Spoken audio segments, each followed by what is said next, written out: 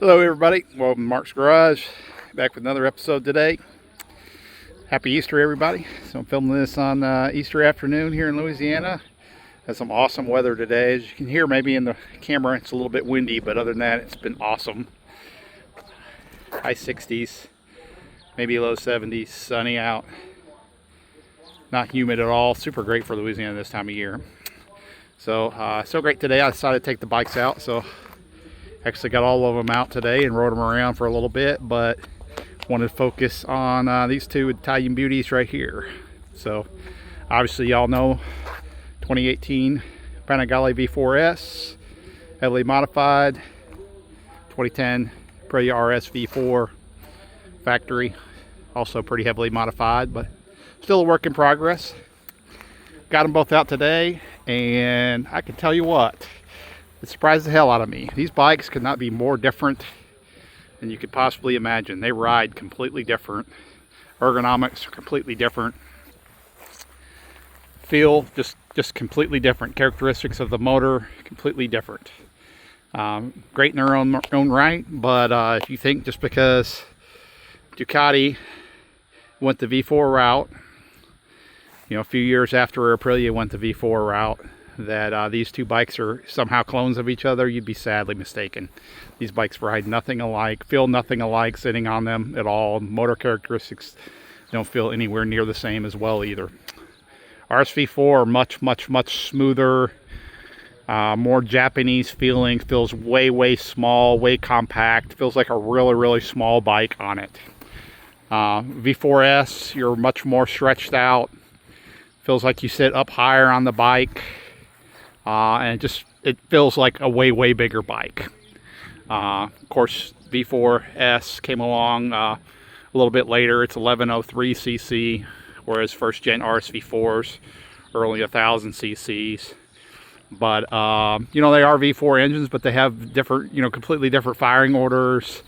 The V4S runs a counter-rotating crank. So they really don't even sound all that similar, to be honest. You know, when the V4S, once it gets high up in the RPM range, then you can definitely tell it's a V4 and it starts to sing, smooth out a little bit. But the RSV4 is just smooth and tractor-like, you know, from the very bottom end. If you remember my last video, I was talking about having some issues with it. You know, wasn't quite sure what the tune was on it. Just didn't feel smooth at all. Today that it ran much better. So when I pulled the fairings off the other day, I discovered that it has a Bazaz fuel injection kit, kind of like the old Power Commanders. It's a piggyback unit. You can run 2 maps on the Bazaz, but you can also run an air fuel meter, which does the auto tune, and that's what this has set up on it, the auto tune function, along with the quick shifter as well, and the traction control as well. So it does have, you know, some electronics on it that I wasn't really familiar with using, and I kind of dug into that this week and did some research about what I had there. And one thing that I discovered with the piggyback unit like that, especially with the auto tune, it takes some time to adjust. And I've been playing around with the fuel maps, or with the different level maps of the factory, which has a sport, a road, and a track map. So I've been playing around with them, thinking that was something that I probably needed to mess with. And somebody correct me if I'm wrong with this Bazaz. If they have expertise on this, please correct me if I'm wrong, because I'm really not sure what I'm doing, and the company is out of business now. So, but I believe that with the Bazaz, with the auto tune on it, you want to leave it in the same map all the time.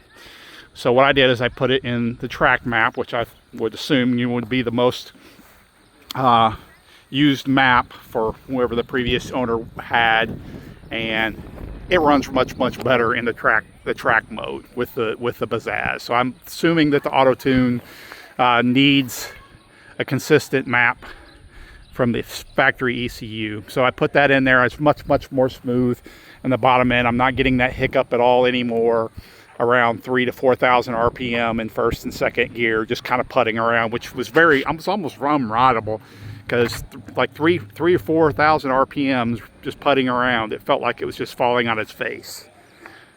But like I said, I also put some fresh 93 octane shell in it, full tank of shell, fresh gas. So I'm not really sure, you know, how long the fuel that was in it before had been sitting around. So that might have something to do with it as well too. But I really don't know for sure. But anyways, long story short, dug into it, brought the laptop home. I'm gonna hook the laptop up to the Bazzaz and take a look at what's going on. But it does have the auto tune function on it, so I can sleep a little bit better at night knowing that it's at least got something on there for the tune with the full system.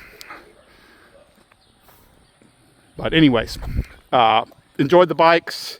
Like I said, they are not at all the same.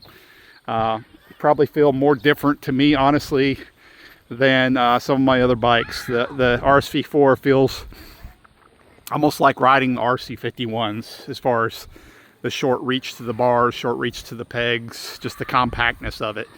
And then even the engine characteristics too, they feel kind of like the RC51 twin as well.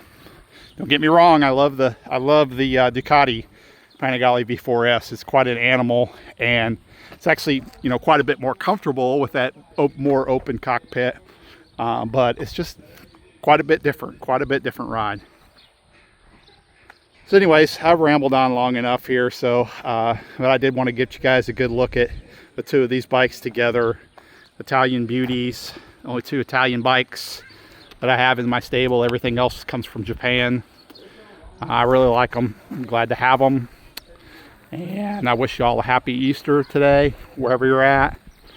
And I hope you got a chance to get out and ride as well and enjoy the beautiful weather. And when I get done with this video, I'm actually going to go work on the R1 for a little bit, I think. Enjoy the rest of my Easter Sunday. If you like my videos, like, click, subscribe. Always welcome leaving a comment, whether good or bad. Just leave me some thoughts and give me ideas as well as far as what you think for the channel. And you have a great day.